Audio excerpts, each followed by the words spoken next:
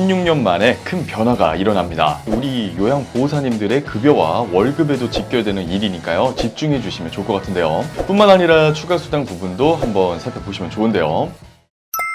시니어 정보의 모든 것 걱정 마옴바 첫째 아들입니다. 16년 만에 큰 변화가 일어납니다. 지금 현직 요양보호사로 활동하시는 분들이나 현재 요양보호사 자격증이나 요양보호사를 직업으로서 고민하시는 분들은 반드시 오늘 영상 확인하시기 바랍니다. 그럼 오늘도 역시 우리 엄빠님들의 구독, 좋아요와 함께 오늘 영상 힘차게 시작합니다.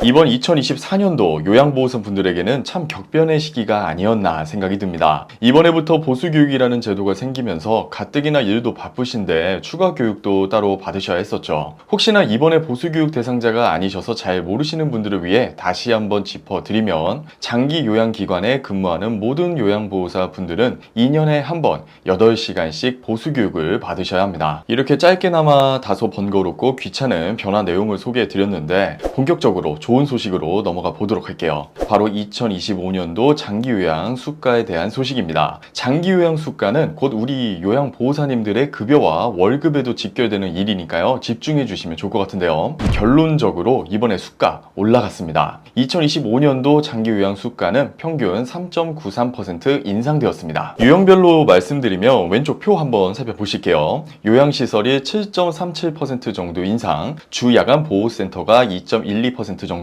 그리고 방문요양이 1.89% 정도 인상되었습니다. 이번에 수가 인상안을 통해서 요양보호사님들의 권리 신장은 물론 돌봄 서비스의 질을 높이는 부분을 의도한 정부의 취지를 확인하실 수 있을 것 같고요. 뿐만 아니라 추가 수당 부분도 한번 살펴보시면 좋은데요. 대표적인 추가 수당이라면 그동안 장기 근속 장려금이라는 것이 있었죠. 36개월에서 60개월 미만 근속자에게는 6만원, 60개월에서 84개월 미만 근속에는 8만원, 84개월 그러니까 7년 이상 근속을 하신 분들에게는 10만원의 장려금을 지원하고 있습니다. 자, 그런데 여기서 주목! 드디어 이번 2024년 10월부터 요양보호사 승급제가 시행되면서 선임 요양보호사 수당이라는 것이 신설되었습니다. 2008년 요양보호사 제도가 태어난 이후로 16년 만에 새로 등장한 정책인데요. 요양보호사 승급제는 입소자 50인 이상 규모의 노인요양시설에 소속된 요양보호사로서 시설급여기간 근무 경력이 5년 이상인 경우 공단이 주관하는 승급 교육을 받은 후 선임 요양보호사로 지정되었을 때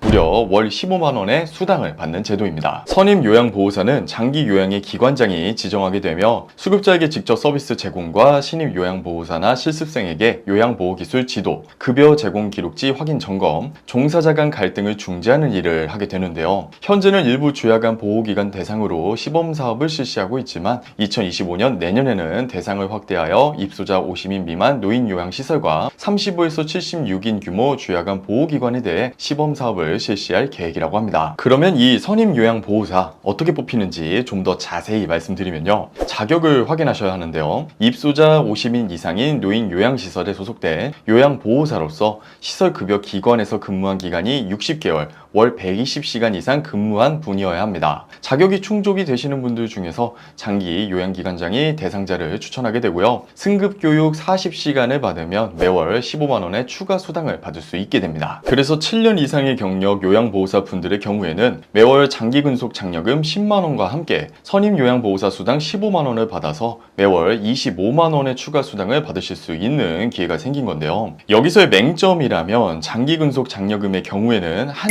기관에서의 경력만 인정해 줍니다. 이직을 해서 다른 기관으로 옮겨버리시면 장기근속 기록은 다시 원점으로 돌아가게 됩니다. 저는 개인적으로 이 부분은 좀 개선이 되었으면 좋겠다라는 생각을 갖고 있긴 한데 아직까지는 한 기관에서의 경력만 인정해주고 있기 때문에 정말 어려우시겠지만 지금 상태에서는 한 기관에서 오래 근무하시는 것이 유리한 상황이라고 볼 수 있겠습니다. 그렇기 때문에 한 기관에서 오래 근무하기 위해서는 처음부터 좋은 센터를 선택하시는 것이 무엇보다도 중요하겠죠. 그래서 우리 요양보호사님들께 케어링이라는 업체를 한번 소개해 드리고자 합니다. 케어링은 벌써 42,000명의 요양보호사님께서 선택하신 장기 요양기관입니다. 저희 걱정마 엄빠가 확인해 봤을 때 가장 높은 수준의 요양보호사 급여를 제공하고 있습니다. 가족 요양의 경우 60분 월 최대 52만원, 90분 월 최대 102만원을 받을 수 있다고 합니다. 방문 요양보호사 급여 역시도 업계 최고 수준으로 지급해주고 있다고 하는데 25년에는 또 어떻게 오를지 기대가 됩니다. 규모가 큰 기관이라서 그럴까요? 케어링에는 장기 요양보험 법과 고심안을 검토하는 부서도 있다고 합니다. 그렇기에 매년 바뀌는 제도에도 빠르게 대응하고 공단 지침에 어긋나지 않도록 안정적인 운영도 가능하다고 합니다. 요양보호사 선생님들께서는 근무만 하시기도 바쁘실 테니 조금 더 맘 편히 일하시고 싶다면